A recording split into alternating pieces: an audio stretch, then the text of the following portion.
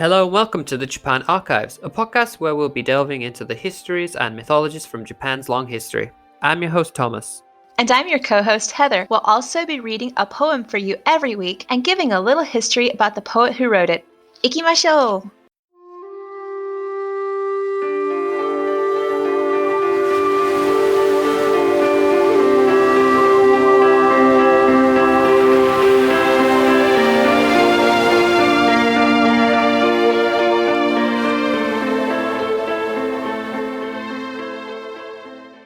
Hello and welcome back to the Japan Archives, episode 19. This is our first episode about culinary history, and Heather wanted to look into the Japanese curry this week. So, before Heather takes it away, how have you been this week? Really good. It's getting cold. I'm so cold today. I haven't turned the kotatsu on yet, but I need to do that. It's starting to get dark. I'm cold. I want tea. How are you? I did pretty good. Yay! Last week was the week off from school, so my parents visited. We went down to Himeji for one night, saw the castle and explored there. Well, you saw the pictures. Mm-hmm. And then the day after, we went all the way down to Nagasaki and spent 4 days there exploring and looking around. So I actually have a lot we can talk about for Nagasaki in future episodes, which I kind of want to talk about. There's a lot of Christian history, which was interesting. And obviously there was the atomic bomb there as well. They have like the old Dutch quarter, which was interesting. That would be interesting to talk about. So yeah, it was a very good week. We had a lot of Dao for breakfast. I love Nothing them. wrong with Dao, it's delicious. I love them so much. I love their morning set though. Oh, it's really good and it's not expensive. As we're talking about food, it seems apt that you chose an episode on curry this week. So I'm intrigued. It's our first one about food history. So I'm not sure where it's gonna go. So yeah, take it away. What can you tell me about curry? Well, Thomas, I'm actually going to turn it around. What can you tell me about British curry? Nothing. Nothing? I can tell you it's tasty. Mm. I can tell you that, what's it called? Is it the tikka masala? Yeah, I think the tikka masala was invented in England. It's not actually an original curry from India. Mm. But honestly, that's all I really know. So, what can you tell me about stew? Why are you putting me on the spot today? This is your episode, Heather, not mine. Stew. It will make sense. It will make sense, I promise. What can I tell you about stew? Stew is delicious. It's like a thick soup. It's like soup, but better. What are the ingredients? It depends on the type of stew. Well, just your basic, maybe, is it Sunday? Maybe you have a Sunday roast. That's right, with the Yorkshire I have pudding. a Sunday roast, not a Sunday stew. Yorkshire puddings, right? I'd say a traditional stew is like a lot of vegetables, a lot of potato. How about the meat? Carrots.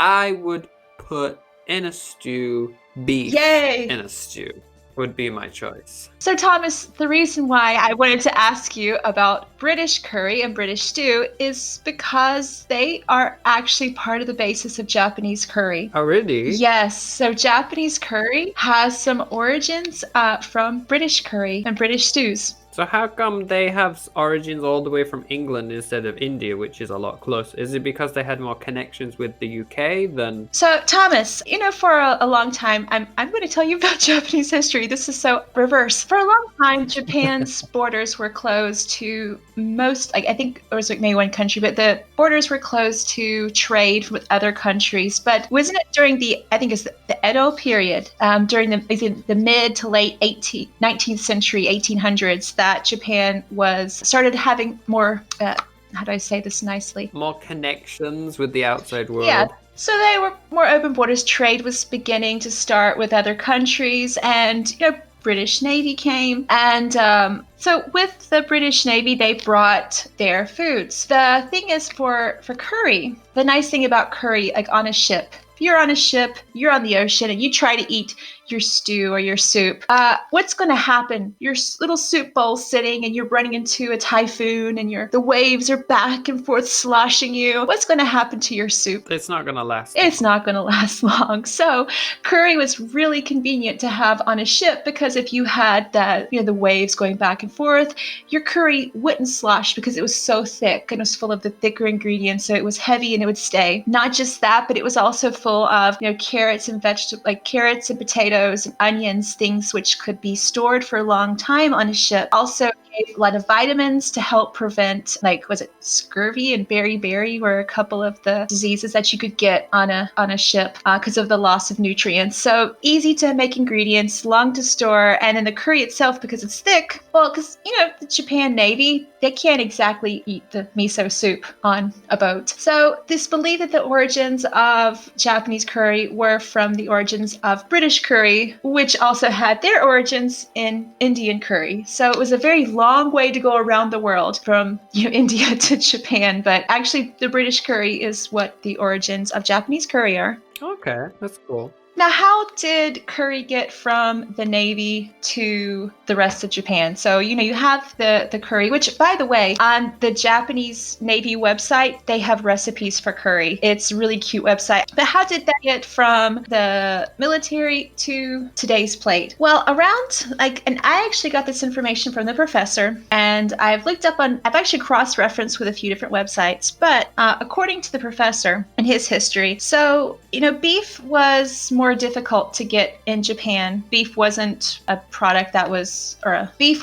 commodity that was used often. It was expensive. Maybe in Hokkaido where they had the dairy farms, but most people did not eat beef. But in the 1960s, around the 1960s is when freezing and refrigeration became more prevalent. So you could get the more expensive ingredients, you could preserve them for longer, so more people could actually get a hold of the ingredients because a lot of the base of Japanese curry is beef. Okay. So basically how the curry transferred from the military was the people in the military came back home and they really loved curry. Curry was great. It was filling. It was comforting. It tasted nice. It started to go into other places. So it would go into there would be restaurants that were opening up for curry. And also in school canteens, they would serve curry as well because you could make a lot of it. The ingredients had gotten cheaper. And so school kids could eat it because they also made the spice level really, really mild because Japanese curry is usually on the more sweeter side. You can have different varying spice levels, but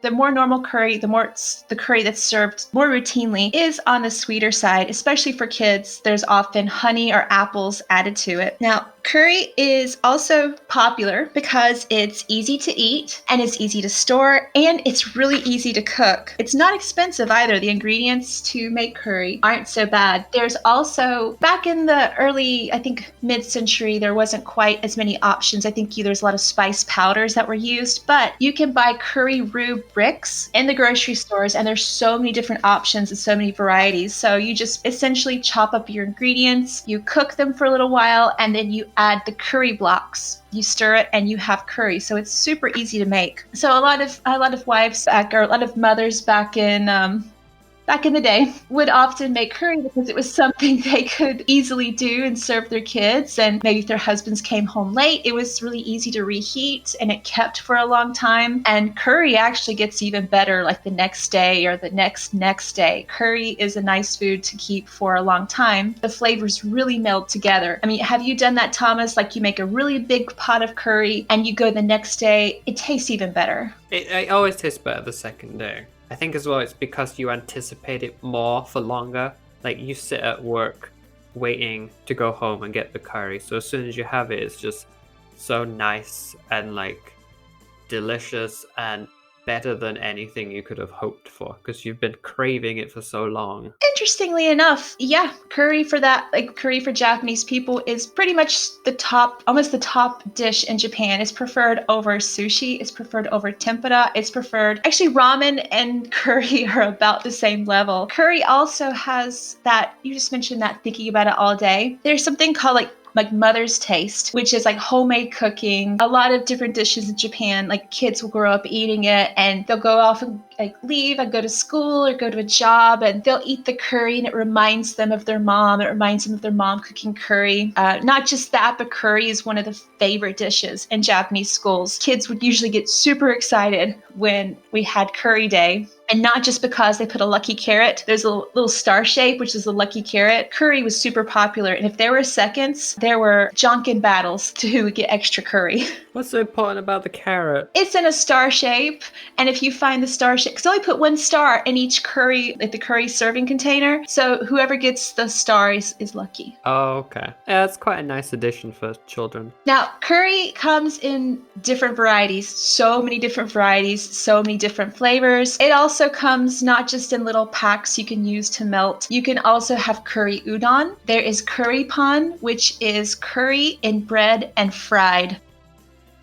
Also, you can take curry with you camping. Curry is also really popular as a retort food. So during natural disasters or emergencies, if you can't cook anything, you can get curry packets and just literally eat the curry out of the packet. So it's something the next time, Thomas, I hope you don't have a typhoon, but just to have a few curry packs, like the ones that are already made up, and you can just heat it or not heat it, and you'll be okay. You won't need to go grocery shopping for a few days. So it tastes just as good cold. I think it's probably not quite as good cold, but it's better than like probably a lot of the other emergency foods, I would imagine. True. Interestingly enough, curry is considered, this is according to the professor, he said B-class gourmet. B-class gourmet is, like ramen, is inexpensive, it's fulfilling. You could also say manzoku, which means satisfaction. So eating curry, you're going to feel full, you're going to feel satisfied. I mean, unless you need another serving, in which case the second serving, you'll still feel satisfied, just because of all the ingredients are really filling. Now, Thomas, do you know nikujaga? Is that like, is jaga as in jagaimo? So meat Yep, and it's potato. basically translated meat and potatoes. Nikujaga and curry use a lot of the same ingredients, and I think from what I understand, it's possible that nikujaga and curry came around at the same time because most of the ingredients in nikujaga you have in curry. So, if you buy a lot of potatoes and carrots and onions and you don't want to make all of that for curry, then the next day you can make nikujaga. And you can use beef, like thinly sliced beef, also good with thinly sliced pork. Now, for curry, you can have, I think the most common type is to have a beef curry, but there's pork curry, there's chicken curry. There's also, you can have like a vegetable curry, which is really nice. You can have like a mild level, medium level, or spicy level. There's even a brand called like Java curry that's supposed to be the spiciest curry. Well, one of the spiciest curries, but it's still not that spicy. I want it a little hotter. When you make curry, you can also mix the curry roux together. Brands off the top of my head, I can think of Vermont curry, which is, I looked up the origin of the name of Vermont curry. I'm going to have to put that in the show notes. But it's a sweeter curry, and it has like apples and honey in the curry roux. House curry, Java curry, that's all the brands. There's also store brand curry, and there's one I'm probably forgetting that I've probably eaten. I can't remember the name. Which also brings me to dry curry. I did not mention that before. Dry curry, which I know you love and adore. I do. I had it. Yeah, I've already had it this week. Dry curry is like rice mixed with like the dry curry powder, and it's really good. I think we had like the best dry curry I've ever had in my entire life. Was we went hiking in Oze, which is in Gunma Prefecture, and it was a long hike and a really long day. We had camped out overnight and hungry, a little wet because it had been raining all night. So our socks were damp, our shoes were damp, our clothes were damp, everything was damp. And we get to one of the houses on one of the trails, and they were serving dry curry with a fried egg on top. And that's like one of the best meals I've ever had in my entire life, is that dry curry with a fried egg. Oh. So I also have a quote for you. I tried to find a curry story, but I wasn't finding anything. If anyone knows a curry story, please share. That would be super awesome. But I have a quote, and I'm going to say it in English. Curry and rice is a drink. I don't get it. So this is a quote from like a comedian or comedian slash actor. His name was Uganda Tora. The quote, curry and rice is a drink, comes from, he said did not chew since childhood. When he was young, he would drink everything. He was casted to eat curry and rice as part of a set on one of the shows he was doing. He ate it super quickly.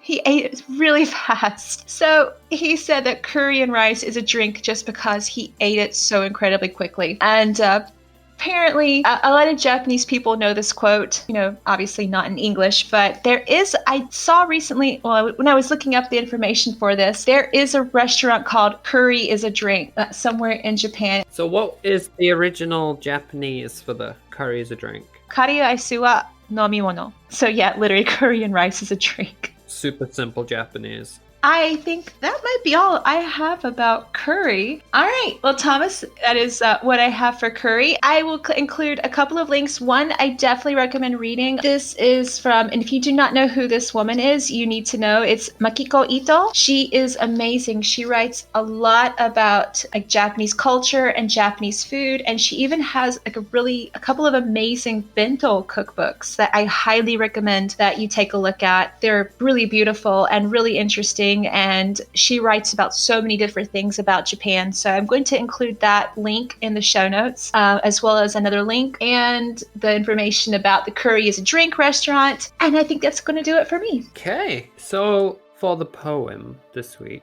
I knew you were doing curry, and I also tried to find something curry related. Didn't work. So then I moved on to, there are some on food, well, quite a lot on food, but I didn't like any of them. So I kind of started picking poems at random to see if there was one that I enjoyed, and I finally found one because it mentions chickens, and I love chicken. This poem is by a guy called Otomo Yakamochi. Now, this guy, he lived from 718 to 785 AD, and during his life, he was a waka poet, obviously, which is why we're talking about him. But he also eventually received the role known as kokushi. Now, kokushi was a title for a provincial governor in Japan. And he held this position in several different provinces during his life. Now, having the last name of Otomo shows that he was part of the Otomo clan in Japan, and that was quite a powerful clan at the time. And we've mentioned an Otomo before. We mentioned him in episode 4, Otomo Soren, the guy who converted to Christianity and had as his vassal the samurai weatherman, the guy known as Sekiso. But going back to Yakamochi, so we know that in 740 AD, the Emperor Shomu approached him and sent him to Kyushu to help suppress a rebellion, which was being headed by Fujiwara no Hitosugu, so another Fujiwara. And it wasn't until 11 years after this event that he received his first position as kokushi, and at this time it was in the province of Echu in 751 AD. Now, it's said that by this time he'd already amassed a large collection of poetry himself, which he had penned. We're talking in the range of about 220 waka poems by this point in his life. And eventually in 777 AD, he also became the governor of the Ise province, in addition to Echu. Now, jumping to the end of his life, he unfortunately had quite a sad ending.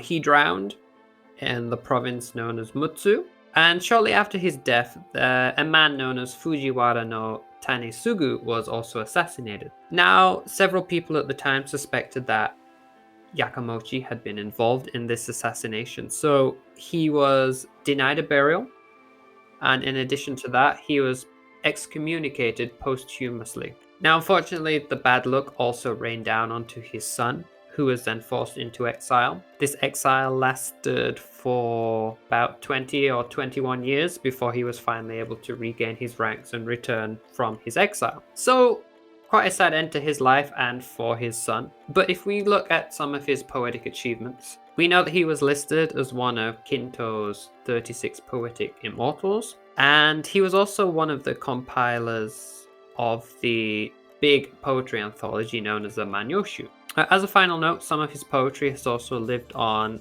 as modern Japanese military songs.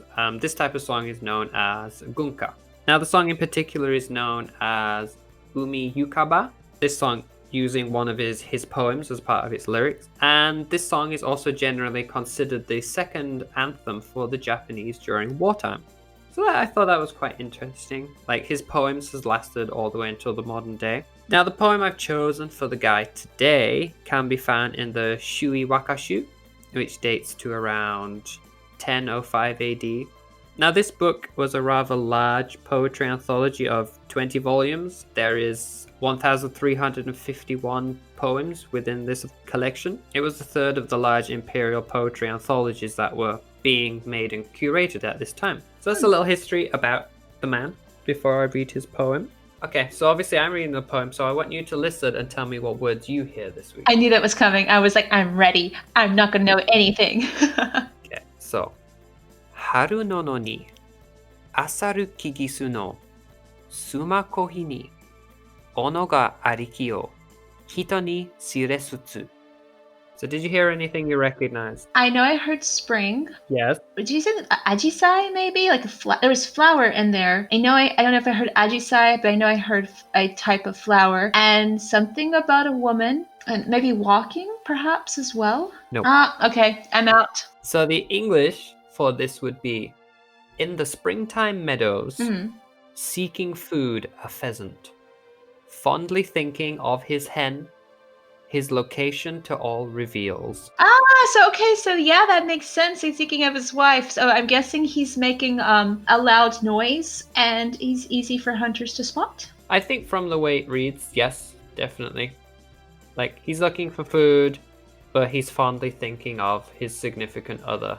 And because of that, he's revealing his location. So yeah, he's probably making sound, or because he's so distracted, he's not hiding himself like he should be, like in the grasses or something. He's got spring fever. But yeah, that's the poem I found. I just thought it was kind of nice because I love chickens and it mentioned a hen. So I got a bit excited. Which seems a really dumb reason for picking this poem, but that's my reason. I think it's fantastic. And apparently someone else probably got really excited because they said, oh, there's dinner right there. He's really loud. I can go find him quickly. Yeah, maybe someone else got to eat too. Oh, it's like food related today. Everything is tied into food. I suppose, yes. If he is being hunted, like you said, if he's revealing his location to a hunter. So yeah, perhaps it is all linked as usual, purely by accident. Or he's just enjoying the lovely springtime and we'll just let him go on his merry way and everything will be fine. Nothing bad will happen. Oh, I love that. So yeah, there you go. There was the poem. I love that very much. Oh, thank you for finding that. I'm glad. So yeah, but yeah, with your story out the way, my poem out the way, do you have anything else to say for this episode? I am going to make curry for dinner. I don't have the food to make curry today. So perhaps I'll make it on Monday when I get back from Tokyo. Oh, that sounds great. Sounds like a good Monday evening plan. Okay, well, if that's it, I guess it's time to say goodbye. So thank you everyone again for listening. We're so excited and happy that we seem to be getting a few more people every week. We honestly didn't expect it at this point. So I just wanted to say thank you. Absolutely. To all the new people and to everyone who stuck with us all this time. I think that's all from me. Until next week. So I'm going to say bye. So talk to you again later. Matane. Is that it? Matane! Okay, guys. Speak to you next week. Bye.